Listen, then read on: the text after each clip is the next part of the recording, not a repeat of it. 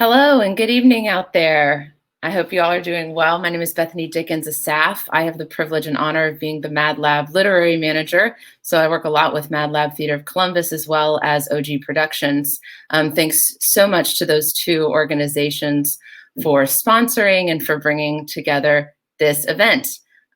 This is I Want to Get Better Playwriting, the first of a series of workshops, introductory workshops for theater artists. And I'm really glad you're joining us for it this evening.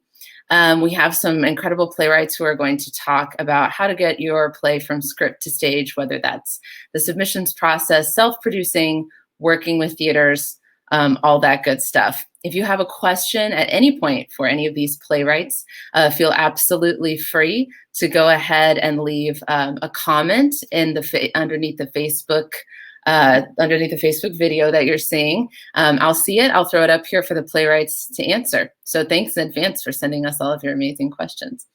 So without any further ado, I'm going to go ahead and bring on this distinguished panel. I'm going to bring them all on at once and then introduce them to you all. So first of all, we have Ellen K. Graham I'm going to introduce first. Her work has been produced widely at theaters across the country.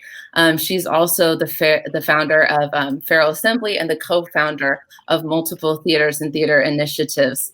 So Ellen, thank you so much for joining us here this evening. I am very happy to be here. Thank you. Next up, we have Mark Harvey Levine. He has had over 1,800 productions of his plays around the world and produced in 10 languages, as I understand from his bio, which blows my mind and is so wonderful, including 12 that he's had produced at Theater Roulette, I believe. He's a multiple award winner, extremely prolific, and a great guy. So Mark, thank you so much for being here. Thank you for having me. Total pleasure. Next up, we have Isaiah Reaves. His plays have been staged and read by the Classical Theater of Harlem at Lincoln Center, Vintage Soul Productions of Connecticut, the Ensemble Theater of Cincinnati, among many, many others. He is an Iowa Arts Fellow and is pursuing an MFA at the Historic University of Iowa Playwrights Workshop. Isaiah, thank you for being here. Thank you so much for having me. Awesome. Next, we have Scott C. Sickles. His plays have been chosen for production around the world. He's particularly a well-known and renowned science fiction writer. His play Outpost was produced by MadLab, and very soon, Playwrights Roundtable, the show I'm the artistic director of, and we absolutely adore that script. He's won multiple awards, including from the Writers Guild of America. So, Scott, thank you so much for being here. Happy to be here. Thanks for having me. Absolutely. And finally, we have Katie Thayer. She's an outstanding actor, improviser, and playwright living and working in Central Florida. And her work as a playwright and producer can be frequently seen at Playwrights Roundtable in Central Florida, and also Orlando Fringe, where she's super well known and just outstanding presence in our theater community. So Katie, good to see you. Thanks for being here. Yeah, thanks for having me. All righty. So I'm just going to go ahead and jump right in with some of my questions on the basics of playwriting submissions and scripts to stage and all that good stuff. Mark, I'd like to start with you. So with all of your many, many plays produced, as a playwright myself, one of the first questions I often get when playwrights, they've written something, they really believe in it, they want to start moving more into the submissions process, but they don't know where to start. Where would you tell them to start, and maybe what are some tools that you would recommend for them to look into as they begin that journey? Well, the lovely thing is when you're starting now, there are so many places you can go to get submission opportunities, and submissions are easier now too. Like when I started, you had to print your play out and put it in an envelope and take it to a place called the post office and mail it. Yes, where now you just have to start an email and make an attachment. But where do you send those plays? So there's all kinds of places. There's the NYCP Blogspot, I think it's called. The London Playwrights blog. There's a thing called stageplays.com. They all have newsletters, weekly newsletters that they send out. They email to you, and they're just chock full of submission opportunities. Another great place is the New Play Exchange, NPX as we call it.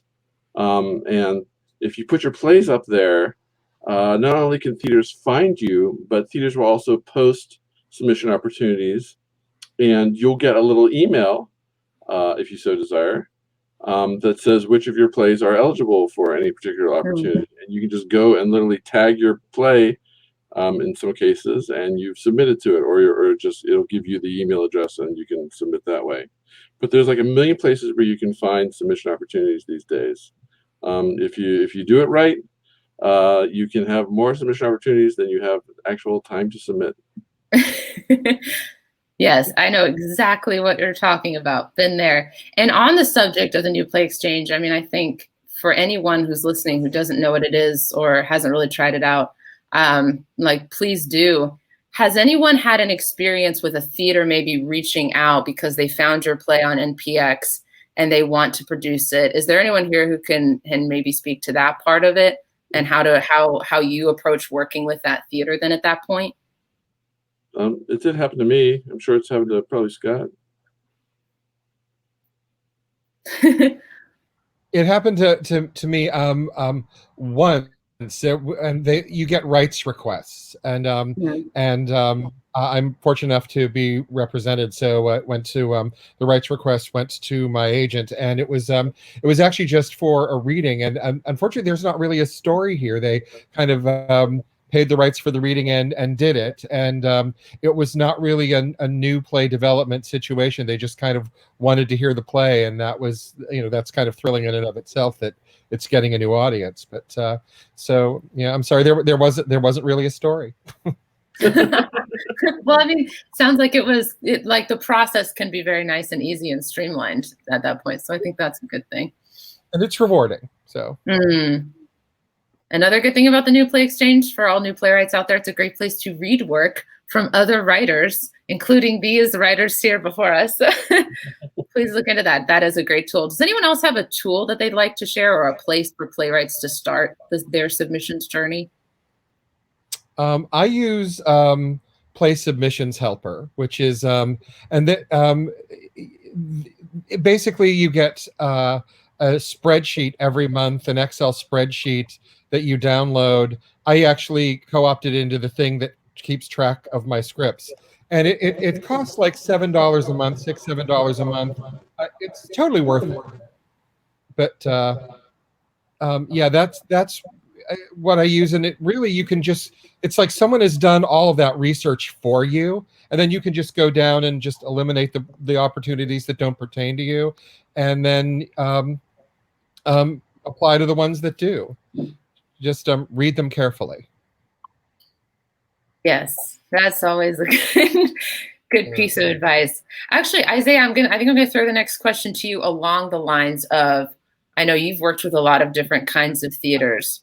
When you are starting to approach a theater maybe that you haven't worked with before for the first time, whether you've submitted something to them or they've reached out to you directly, what are some things that you look for when working for a theater for the first time? What are maybe some red flags versus what are some things that you can tell it's going to be a successful collaboration?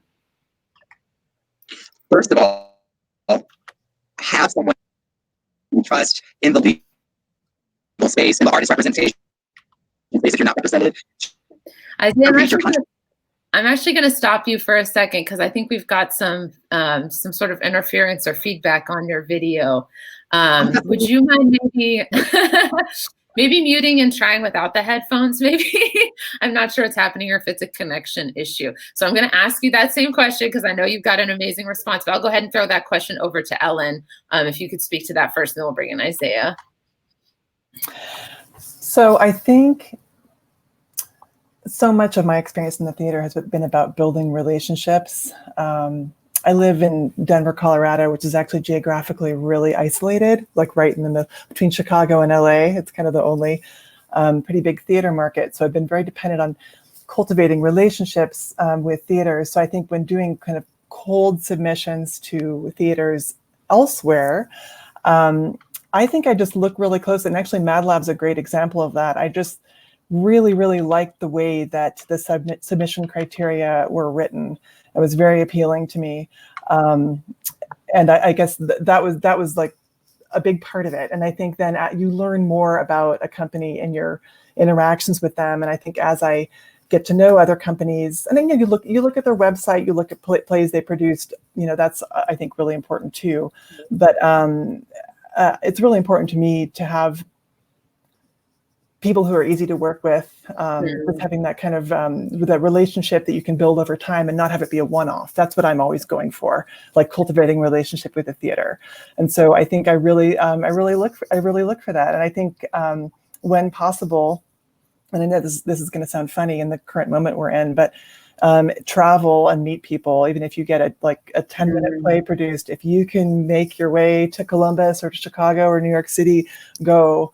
And meet those people and shake their hands, and then it's no longer a cold submission. That was kind of a long answer to a short question. But. No, that's a wonderful answer, and I fully agree with that. And I think there's a reason that, at MadLab, we really want to foster that connection. And we also, I think, just for me as a playwright, it is such a great networking opportunity, right? Like, I think a lot of us submit a lot of plays. And sometimes it can feel like, wow, why am I doing this sometimes? But that's the key thing. That's the amazing thing you can get out of this is you begin those relationships. Like you said, even if it's just 10-minute, 5-minute play. Isaiah, if you want to try and meeting again, say something. Can you hear me? It's very strange. It's kind of garbled. How about you try leaving the studio and coming back, and we'll try and bring you back. We'll see if that works. You're the best. Thanks so much. Technical difficulties. Yeah, I think we might be having a little bit of a connection issue, but we'll try and get Isaiah back. Does anyone else want to speak to that? Any good experiences working with theaters? Anything you'd like to share from your vast experience, Scott, Mark, or Katie? I wholeheartedly agree with what Ellen said. It's definitely about building relationships. I mean, you asked for playwrights just starting out, so of course they've got to look at the blind submission opportunities, or for theaters that don't know them. But yeah, once I'm in a theater, I actually use Facebook a lot. I try to friend all the actors, the director, anyone who worked at the theater, so that I can build that relationship, which I've done in MadLab. And then when you go and you actually see the show and find out that it's good, then you grab onto those theaters, and hang on to them for dear life. That's great. All right, I think Isaiah's back. We'll try and bring Isaiah on again. Hello, Isaiah. Hello. Oh, can you hear me? I can sort of hear you. Unfortunately, I think we're having a connection issue. Yeah. It says my network is fine. Technical issues. We can sort of hear it. How about this? We can sort of hear you. How about you go for it, and I'll come in at the end of whatever you're saying to sort of recap what you're saying for those who can't hear. Go for it. Sure. So if you're in a situation where you have a contract, it's very important to have someone that you trust to look at that for you, someone in the legal space, someone who can translate things that you don't understand. And what's in the contract really, says a lot about a company, because there are certain things that are very good and certain things that are not good. So it's important to remember that relationship is very much a big part of gauging how much respect they have for you and your integrity and your artistry. That's really important. Also, again, reiterating some of what's been said, people showing up for plays, like going to see the show, or to go to a Zoom, or to reach out, to never be afraid to reach out, because that's definitely been my experience. And just showing up, making yourself known. Theater companies will let you rent space, and they will allow you to cultivate those connections and those relationships. Artistic directors are very friendly, and we think that they're these scary entities and these scary beings, right? But it's amazing what an email can do, especially in this time that we're living in, this era where we're all digital anyway. Awesome. Thanks, Isaiah. So I'm going to sort of recap what you were saying, because I think it was still kind of going in and out. And Mark had the brilliant idea that maybe for future questions, you could type your answer and we'll read it dramatically, which I think is awesome. All right. And so what you were basically saying, I think, is that, I think it's important to make sure that when you're sort of getting in the legal space and doing a contract with with an artistic director, with a theater, to make sure that, you know, you're represented well, hopefully, but also that you're representing yourself well. So I can just speak from my experience that I do think a contract is really important. And if you're a writer, please join the Dramatists Guild, and they have sample contracts that you can use to make sure that, you know, your rights are being protected. So making sure you do that. But also, I think you said something along the lines of, you know, go see a show at a theater if you're interested in working with them. That can tell you so much. Reach out to the artistic director, have a conversation. Those can be really great things to do, especially in this era where we're all mostly virtual. I know for me personally, I've attended a lot more rehearsals and had a lot more one-on-one conversations with artistic directors than I've ever had before. So yeah, thanks for that, Isaiah. I hope I recapped that at least kind of. If I didn't, go ahead and put it in the chat and I'll communicate that to our audience. Okay, so moving on a little bit from that, and going back sort of to the submissions part of it when you're very first getting started, and maybe you're using Playwright Submission Helper, or you're finding opportunities in New Play Exchange. You started to find, let's say you find an opportunity and it's great, or you find 100. What are some do's and don'ts? And Scott, I'll throw this one to you first. What are some do's and don'ts that you would tell our playwriting audience to consider when they're submitting somewhere in terms of their application? Just really pay attention to the instructions. What I'll frequently do is I'll put I'll copy and paste the email instructions into or the submission instructions into an email and go through it like line by line to make sure that they have, you know, like that they have a blind copy if they want a blind copy, or if they you know, what kind of bio they want, or because they're all different things. And you also have to be careful if they have like formatting quirks, like you know, all of a sudden they want a play that has, you know, the title and the character descriptions all on the first page, but not your address. So it's just to be very careful about what they want, and also to make sure that that the thing that you're sending them is something that you know, a lot of theaters can be very general, but if this is a theater that's looking for something for their comedy festival and you have your heart-wrenching monologue, maybe not that. So yeah, it's just it really is. I mean, research what they do and see if, you know, anything clicks. And again, like just red flags from before. If they have a really awful website, you know, it all depends on how much you want that production, and you know, you might not even get it. It might not even be a problem. Yeah. Well, thanks for that. Yeah, absolutely. I agree. Follow the instructions. It sounds easy, but given that, you know, for those who haven't done a lot of submitting, you're right. It can be very granular in terms of, and I'll just let our audience know, a blind copy means no writer name, no contact information on there at all. So just making sure that you're abiding by what they are, because these theaters, y'all, they get hundreds of submissions. They don't let your play be sort of put aside because it was improper, the formatting was not there. Ellen, I see you nodding. Do you want to chime in on that? Any do's or don'ts that you would tell our audience to consider?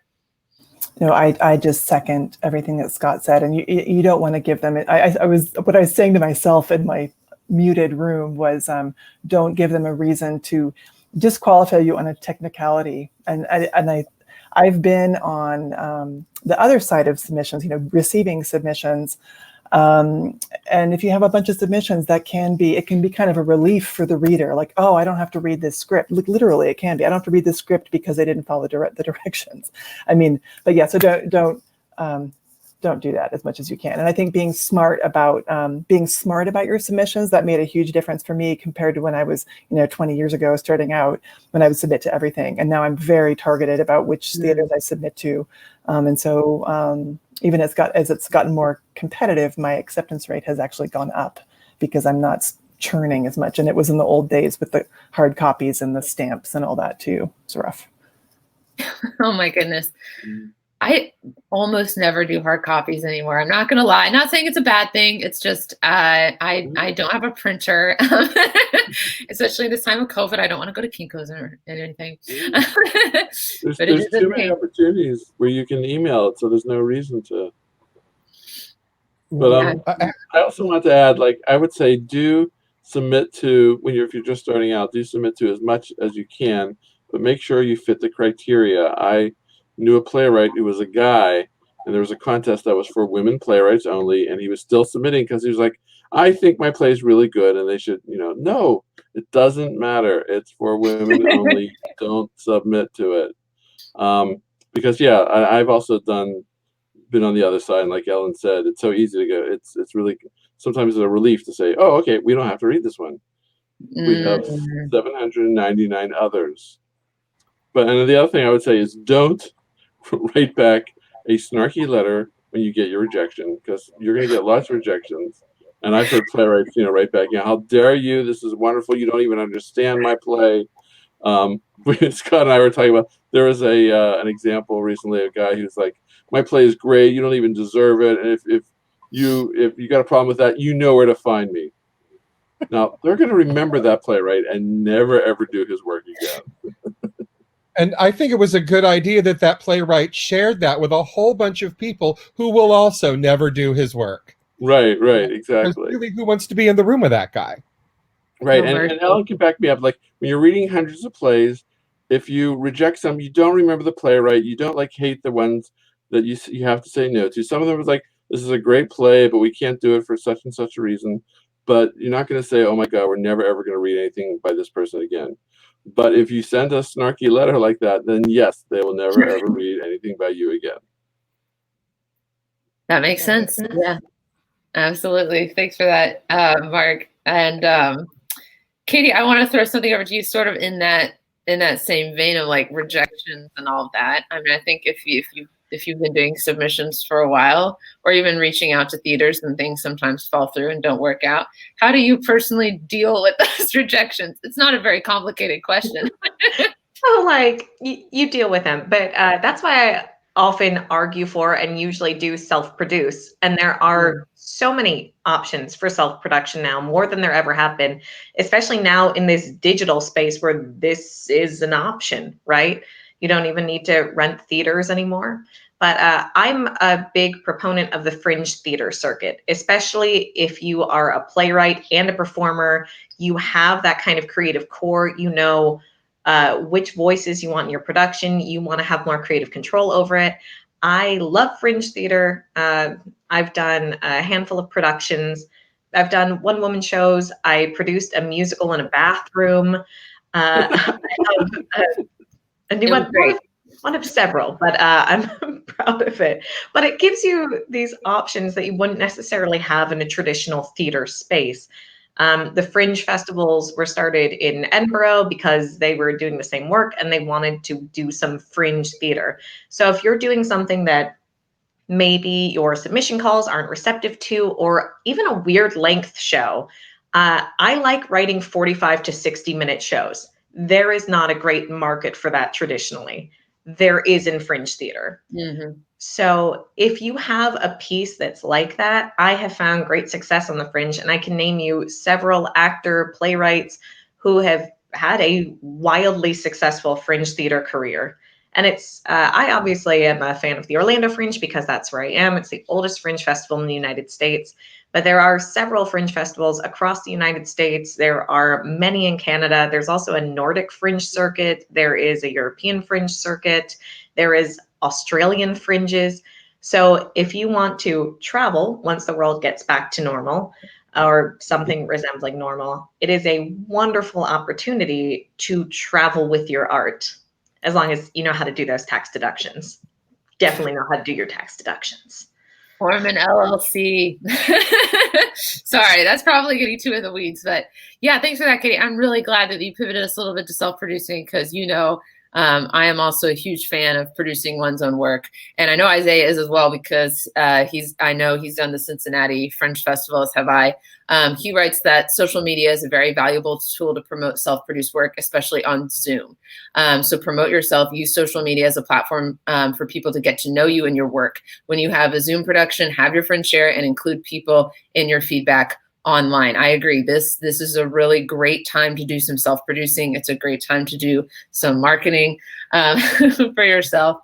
Has anyone else had experience self-producing? And I think one of the main questions I get asked by playwrights when they're considering this is, how do you meet actors? How do you meet collaborators and people to work with? Mark, can I throw that to you first? Sure. I try not to self-produce, actually, because for one thing, I'm really bad at it. I did once self-produce a show of mine in Los Angeles, and I remember sitting in the chairs during rehearsal, and in quick succession, somebody came up and said, "So and so just spilled a whole can of black paint backstage," and then right behind him, someone said, "Half the lighting board just froze out," and then behind that, somebody said, "One of the actresses is in the hospital. We're gonna have to replace her." And I was like, "I'm never self-producing again." But But I'm assuming you do have people read your work out loud and such. yes, yes. And so how do you find actors? Well, actually, it goes back to what I said. If you keep relationships, if you do get those productions, I friend everybody on Facebook. I try to stay in touch with the actors.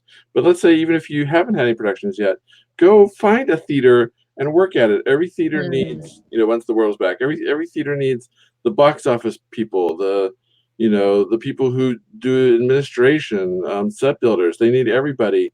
They need people who aren't actors, actually. And you can join a theater company and be a really valued member, and of course meet 40 million actors and find out which are the good ones and get them in your play.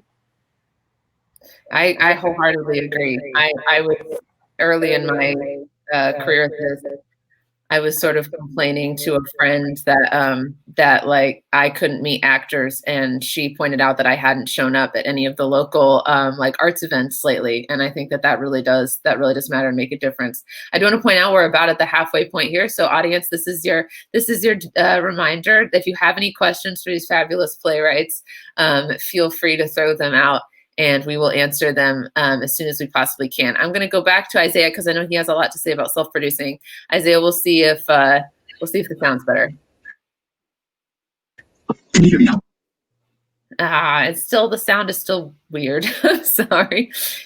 Go ahead. If you want to try and just sort of give like a brief answer or a brief description of how you self-produce and work with actors, and I'll do what I did before where I do a little recap, and anything else you additionally want to say, I'll put it in the chat and I'll communicate it to the audience.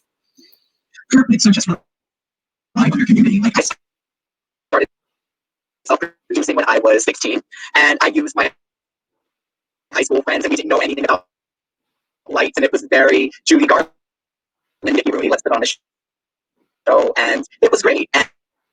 And we ended up selling out by just relying on our community. So your community can really give back to you and surprise you in a meaningful way. Even people outside of theater can really surprise you.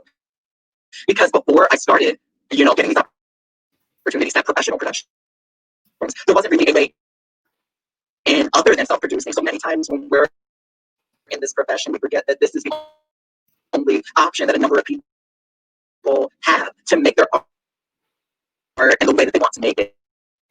So really relying on your community, and that helps build professional connections that will benefit you later, and inviting local artists, professional artists to your self-produced shows is important too, because they'll come. I totally agree. So for those, for the audience, and Isaiah, again, put it in the chat if I'm misrepresenting you at all. But Isaiah is saying he started self-producing when he was 16. He was originally working with his high school friends.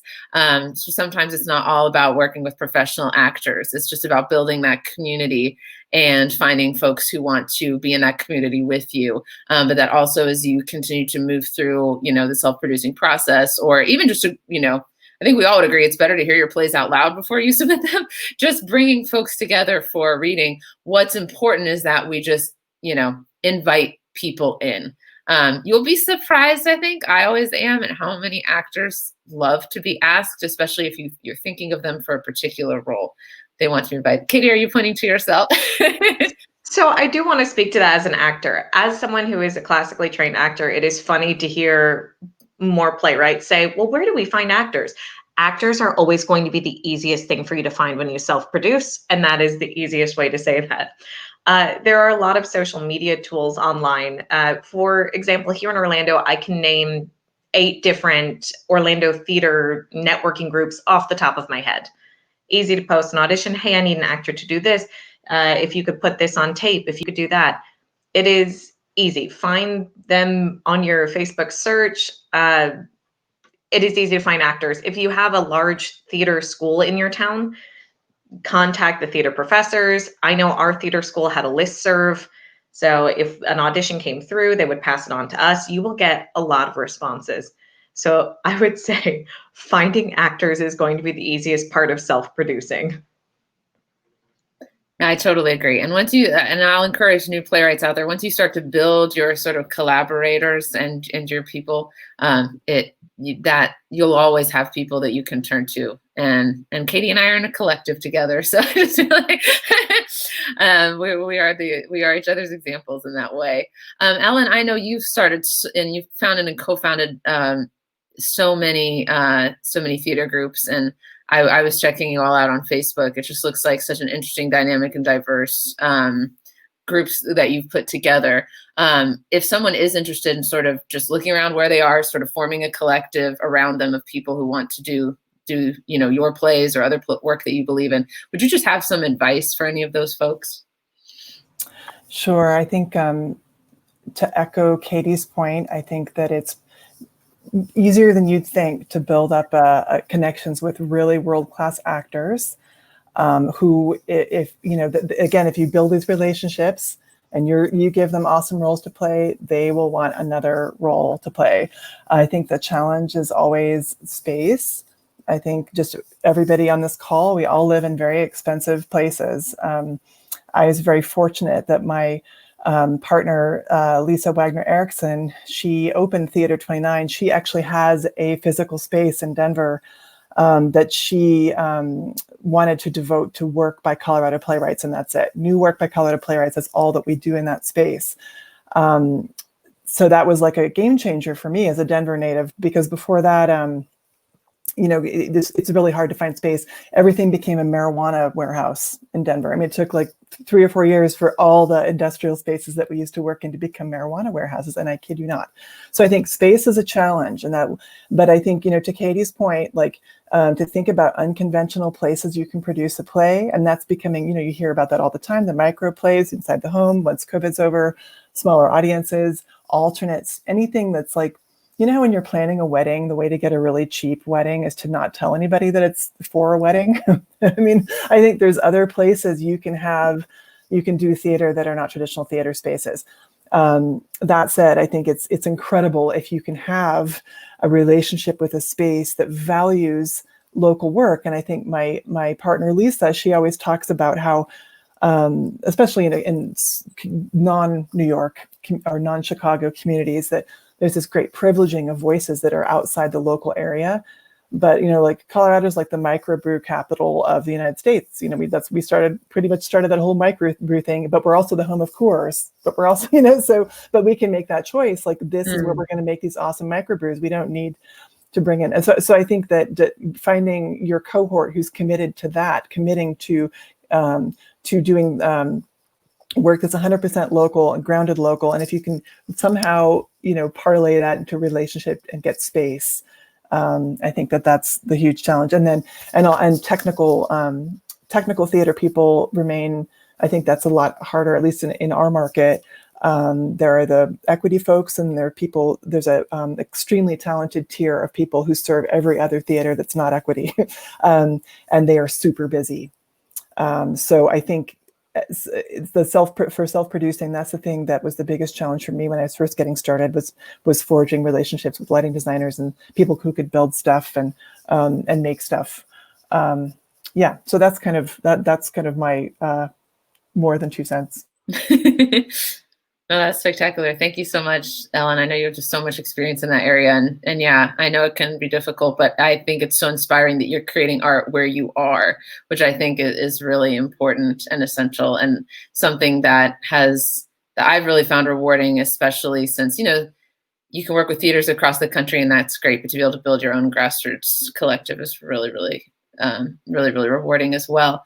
All right, we do have a question from the audience, and I think I know who I'm going to throw this to.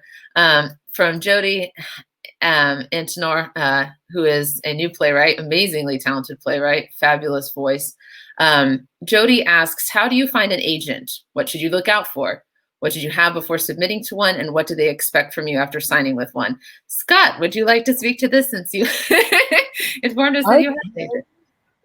I can speak to this. It will not be helpful because I had a very bizarre route to getting my agent, and I'd like to begin this story. And there is a story here this time. Somebody actually had to die. Because long time ago, I was having this play that was getting a reading, and I used the drama. Oh God, it's the book with all the resources in it, and it lists all the artistic directors, literary managers, and agents. I invited everyone except my professor, Arthur Gerone's agent, because I knew that she had been an agent forever and she was not taking new clients. I did not know that she had actually sold her agency to an associate who was looking for clients. So literally the only person I didn't invite was my professor's agent, who had taken up, she was sharing office space at Writers and Artists. I invited an agent named Scott Hudson at Writers and Artists. Scott had died. My professor's agent was handling his mail and found the invitation and then brought it to his agent, who then requested the script, and I sent it and they liked it. And that's how I got my agent, because I invited someone who died. So I told you there was a story there, but it did not help.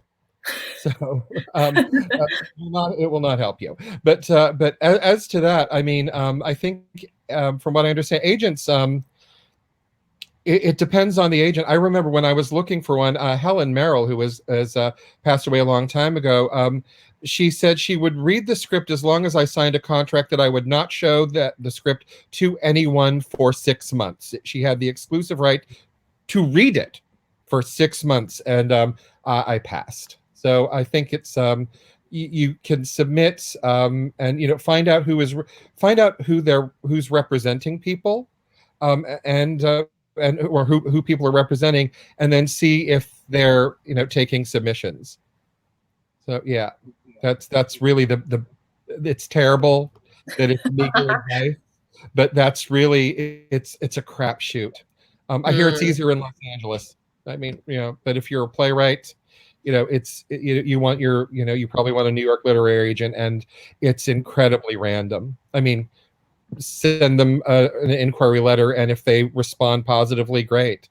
I think it's unwise to send a full script, but send an inquiry letter, and if they respond, invite them to your stuff, annoy them. Thanks, Scott. That is quite a story. And no, I think that's really, really good advice. Does anyone else want to weigh in on that before we move on? Oh, good. Cool. And Jody, I believe that the Dramatists Guild chapter of Florida offered a series of workshops on agents. I will see if that's maybe something they'll be interested in doing again, but be on the lookout for those because they might do them again. All righty, we have another question from Doug Palhaida, who is amazing, another MadLab frequent playwright and OG Productions all-star. He has a question about sort of going back to the submissions process and writing. What helps you all, these writers, to quit writing? How do you know when you are done and you should have been done 3 versions ago? Maybe if it's, maybe not, I don't know if anything's ever done, but how do you know maybe that it's ready to submit? Mark, I'll go ahead and let you answer that first. I thought he meant quit writing entirely. And, I was like, I'm this close, but. But, you can answer that question if you'd rather, but I don't think you could. But for a particular play, I certainly don't think it's done after the first production. To me, the first production is where you really see where any final flaws are, or anything that you should cut away or trim. So to me, I sort of know I'm done after 2 or 3 productions. I feel like, okay, if it's getting produced fairly regularly, then I'm probably done. But I'm one of those guys who's never done. I was looking at one of my plays today that had to be 10 years old, and I was like, you know what, I could add a line here and it would be so much better. So some of us are never done. But after a couple productions, I would say you should probably stop. And I totally agree. And I'll bring in Isaiah here. And Isaiah writes that it's important to accept that writing is a marathon, not a sprint. You should never stop writing if this is a life that you would really like to pursue and are able to pursue. Surrounding yourself with people who will be honest with you and having people give you feedback will help you make the play better and better. Ask those you trust. I think that's super key. Sometimes you should put a play down for some time and return to it when you've grown. So a lot of great advice there on what to do with your play as you're sort of moving through that development process, and great advice from Mark as well. Katie, do you want to chime in on that? I mean, I know. Yeah, actually. So like everyone's going to have their own process for it. For me, as someone who is an actor, it's not done until I hear it out loud. So if I'm doing a one-woman show, I have several drafts once I finish the script of going through and going, I don't like that section. Let me keep speaking it. Let me keep doing it. Let me keep. My one-woman show, I performed 25 different times. So that's 25 hours of that show a couple of years ago. And from show 1 to show 25 was a very different show, having changed objectively little in the format, but a lot of it changes.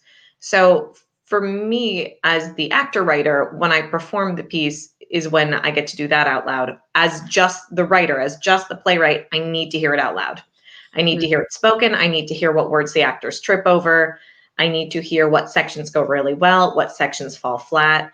And then once I've heard that a few times and it starts to streamline and I go, that sounds good, that's when I'm personally done. Yeah, that's it sounds like you have your system all figured out. I feel like I'm so glad I don't have to answer this question because I feel like there's no answer for me. And Ellen, if I could bring you in a little bit on this, I'm sort of curious to know, bouncing off of Doug's question, have you ever had a script be produced by a theater or even one of your own collectives where it actually, parts of it were rewritten or changed through that process? Like as a result of the production and the collaboration, subsequent production. I can say, I mean, I guess similar to Mark, I mean, I tend to work, like after a production, I will make changes to my own work.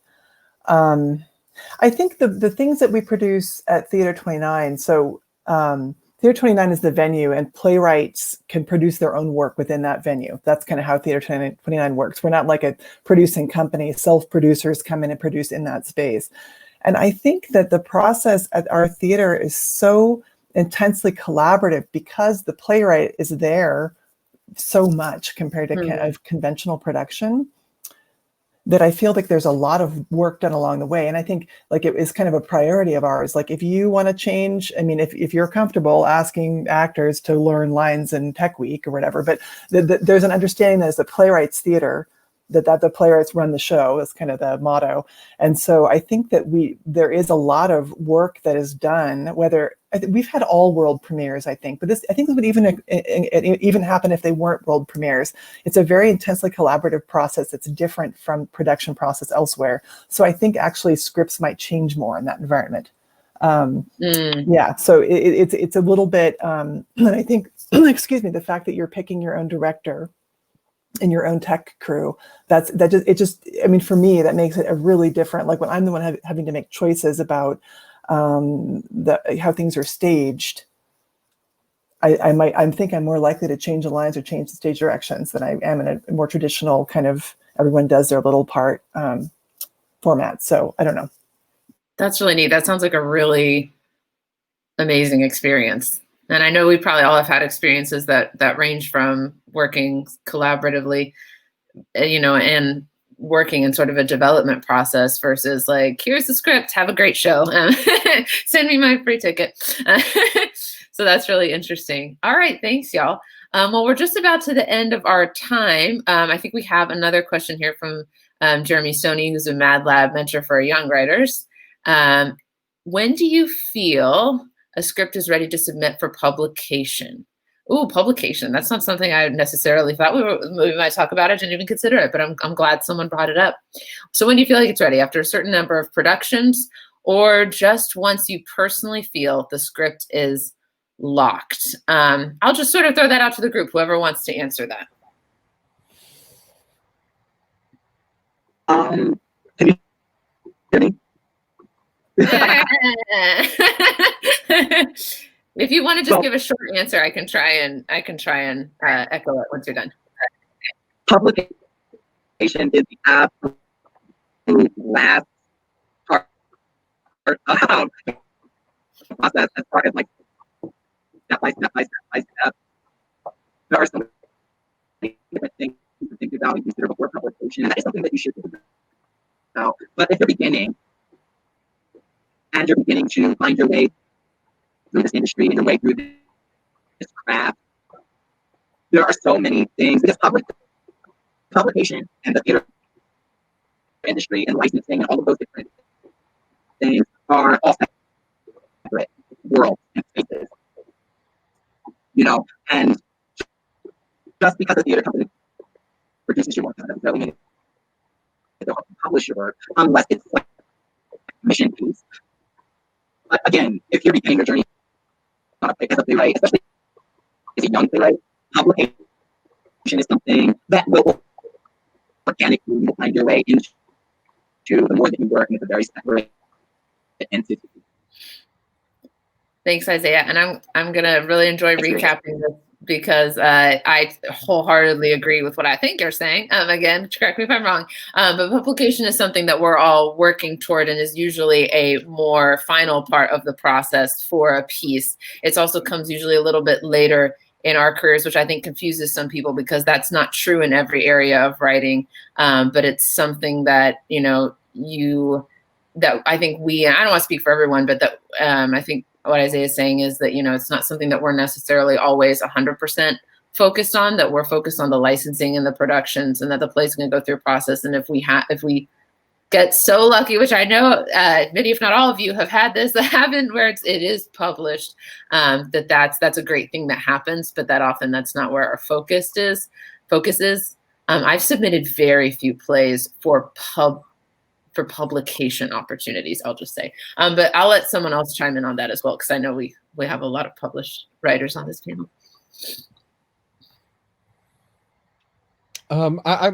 I think it depends on what you're going for, because there are so many opportunities that are for plays that have been unproduced or unpublished, or specifically for plays that could have been produced but are definitely unpublished. So you know, it's really you know, like, submit to things like the Samuel French Festival if you're eligible to submit for that.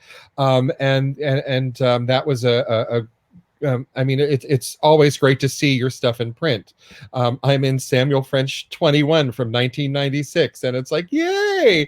And it's just like, and it's quite thrilling to see it in a bookstore. But yeah, but I mean, I recently self-published through Amazon, through Kindle Direct Publishing. I wrote a series of monologues and plays that were specifically directed to be performed for and by queer kids. And none of them have been produced. Some of them have been performed online, but I published those so that I could just get the material out there, because I felt that, you know, queer youth needed something like that. But like other plays, you know, they've been submitted to publishers, and I've been rejected by the best publishers in this nation, and I'm sure we all have. So yeah, it's hard, but yeah, I think after some, you know, successful productions where you can include like nice reviews, that might entice people. Yeah, that could be helpful.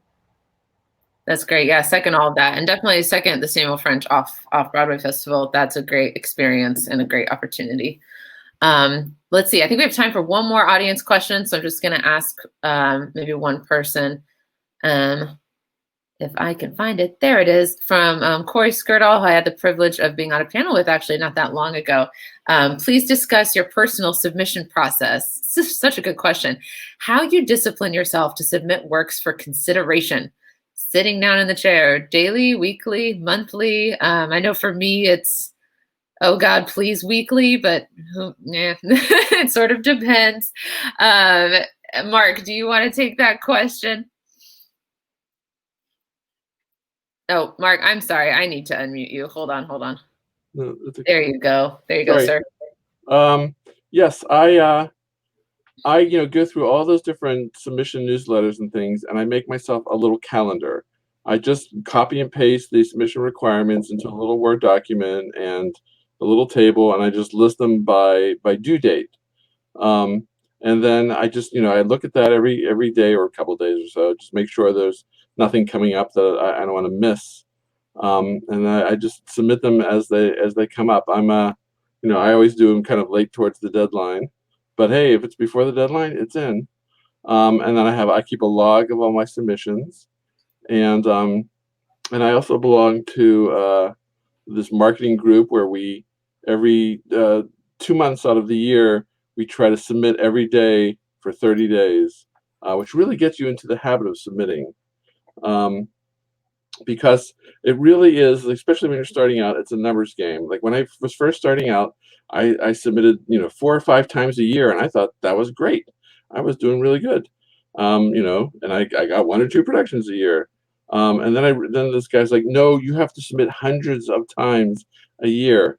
And I started ramping up my submissions, and amazingly enough, the more you submit, the more productions you get. Crazy how that works. And it really is a snowball effect, because if you do keep relationships with these theaters, they start contacting you, or you start knowing about their yearly festival or whatever they have, and you don't even have to like find their submission. They email you and say, hey, MadLab's doing Theater Roulette again, time to submit, which is a lovely thing. And then soon you just have more and more productions just from your productions. But that's it. I just make myself a calendar and stick to it, and just try to submit at least once or twice a week. No, wow, that is so organized. Love it. Isaiah says that he makes, I love this too. I have some wine and make a party out of it. He submits and submits and submits all at once because he has his documents and opportunities for submission listed beforehand. I also tend to submit in big dumps because you can have all of your stuff just ready to go. And this is all Isaiah says while listening to Ariana Grande. It could be a long and tedious process, so anything to make it as fun as possible. I love that answer so much. All right, y'all, we're coming to the end of our time, so just real fast, I wanted to give you all the opportunity to pitch anything you've got coming up, or let us know about any projects you're excited about. You weren't prepared for this, so I'm putting you on the spot a little bit, but just feel free to do a little self-promotion, where they can follow you. Katie, let's start with you. Yeah, I'd be happy to, because I have a project that starts tomorrow. I have my ticket.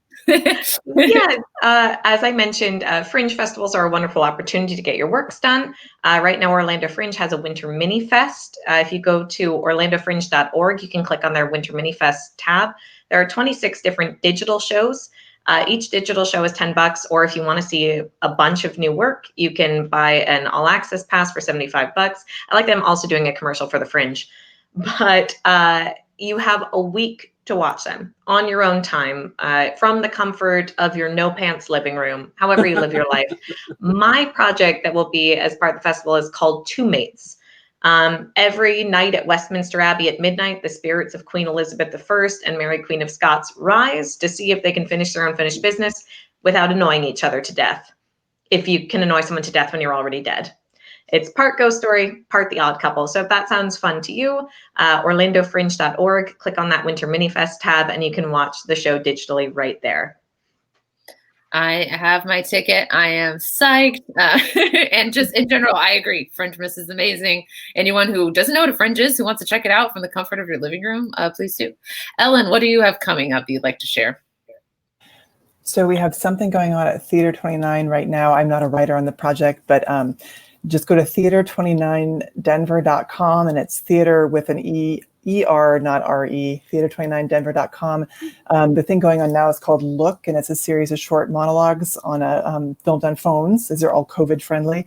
And then our next project coming up is called Hello, Hello, Hello, which will be sort of a audience of one kind of scavenger hunt thing where you get some components of the story by email, some by text, and some by voicemail, and some by mail. We're still figuring that out. That's to come in the spring, but please keep your eye on theater29denver.com and see what we're up to. Thank you. Thank you, Ellen. Mark, what's going on in your world? I am working on my first full length. I've been doing 10-minute plays for the longest time, and I've now got a full length, mainly probably for high school theaters. So if there are any high school teachers out there looking for a funny play, I've got one now. And I'm having a reading on January 31st. And boy, can I confirm what Katie said. I was afraid I wasn't going to be able to get any actors for a Zoom reading, and I had a gazillion actors volunteer, like 3 times more than I actually needed, which was fabulous. Actors are lovely, and they, why are they doing this? I don't know, but God bless them for doing it. Yeah, I agree. Last time I sent out a call, it was the same thing. I love it. Thanks, Mark. Scott, where can we look for you next? I have something going on right now. It's a virtual reading, pre-recorded, of my play Pangea, which is actually the second play in a trilogy, but you don't need to see the first one to be able to follow it. And it's free, and in order to get the link and the password, you just have to send an email. There's an automated response to pangeathereading@gmail.com, and that's PANGEA, the reading, all one word. And of course, we have my Playwrights Roundtable, exciting onstage production with COVID safety protocols that I'm so excited about seeing, of my play Outpost. And Pangea and Outpost are both science fiction plays that are very different. And those are the 2 things that are happening next, or now. Thanks so much. Yeah, tickets for science fiction shorts, which is where Outpost is going to be performed, coming soon. We're very excited to work with Scott. It's an absolutely outstanding play. Isaiah has a lot of exciting things coming up. He has an Instagram handle that we're going to share in the chat for you all, at Isaiah Michael Reaves. He also has a new Black gay horror play called Saturday the 13th. That sounds amazing. He didn't write that. I just said that. But I am shopping for virtual production. If anyone is interested in reading or seeing a video of the reading that's recorded, so you can follow him on Instagram and get connected. All righty. I want to say a huge thank you to all of these playwrights for joining us tonight. We have a couple of announcements. I know Stephen Woosley of MadLab is going to come up and tell us about some additional workshops we've got coming up. But again, thank you all so much. Take care out there, and we'll hopefully see you soon. And I know we'll be seeing your work at MadLab. So take care, playwrights. I'm going to take you off the screen one at a time. Just smile and wave, Scott's last. Okay. If any of you are interested in submitting to MadLab as the literary manager, I'd be remiss if I didn't point out that we're accepting short plays and full-length plays at this time. And let's bring on Mr. Stephen Woosley. Woos, hello. Hey, yeah, I want to commend you for hosting this as our literary manager, and and a great playwright also. And it's I said it was a distinguished and very good-looking panel, and I don't regret that at all. And we've worked with several of them. I've been doing Mark Harvey Levine shows since I started back in theater in Columbus for the last 15 years. So he's always been great, and actually getting to know him has been great as well. Ellen Graham, we just started doing her shows a couple years ago, and we've already told her we're not letting her go, even though she's in Denver. And I can't wait to go to Denver and get to Theater 29. And I'm so glad you guys are doing Outpost, because we just did it the last roulette we were able to do 2019. Loved it so much. So looking forward to that. But so we're going to be trying to do these about once every month. This is an idea Tay Lane came up with, and she's always been. I'm the president of OGP, but also a frequent MadLab contributor, as you guys all know the MadLab part. but I'm the president of OGP. But anyway, she's a frequent contributor to both places as well. And she came up with this idea. She texted me and Colleen and said, hey, we should come up with a way to, one, something to do and a way to help people be better when we're done with all this COVID stuff. And that was like before the Zoom stuff started exploding. But so Colleen and I kind of started putting together some different nights. So the plan is to kind of hit different things. Like tonight, obviously, playwriting, we thought we'd start there. And you know, the idea of, you know, how do I get produced? So next month, our plan is it's going to be more of a directing thing, but what do directors look for when you audition? So it'll kind of be a directing and acting thing. But I think there's stuff there for everyone. And then we've got just some general ideas for the future. But, you know, maybe how to form an LLC. Maybe that'll be down the road. For the Do I have to talk about that? Okay. Okay. But we're hoping to have similar panels like this where we have a lot of different people. And again, one of the few good things about this stupid thing is being able to get people to come in and hang out. So it was great seeing, again, Scott and Alan from you know, Denver and New York and all that, and Mark from Indy and Katie from all over, and you guys from down south. And but if you have ideas, if you're interested in getting involved, please send them. You can send them to my MadLab address, Stephen W. There it is, at madlab.net. Shoot it there. If you're interested in getting involved, or you just have an idea, like I said, a specific idea, like this one or whatever, and it can be anywhere. Because so we're looking at doing like directing, acting, an improv show, technical stuff, even that kind of stuff, and it can get more focused or less focused. So we're, like I said, we're hoping to do it every month. Originally we were hoping maybe every other week. That might have been a little too ambitious, but we'll see. Maybe once we get rolling and start doing a lot of delegating. One other thing we are hoping to kind of, we'll probably do them here live, but we're also going to transition them to YouTube as well, so you can catch them later. You know, if you want to rewatch, or you missed something, or, you know, or it wasn't captured there. And sometimes going back and finding a Facebook Live event can be a needle in a haystack. So sometimes YouTube's a little easier, even though we're getting more and more videos there. But anyway, so thanks everyone who watched. Hopefully we'll see you for future ones. Spread the word.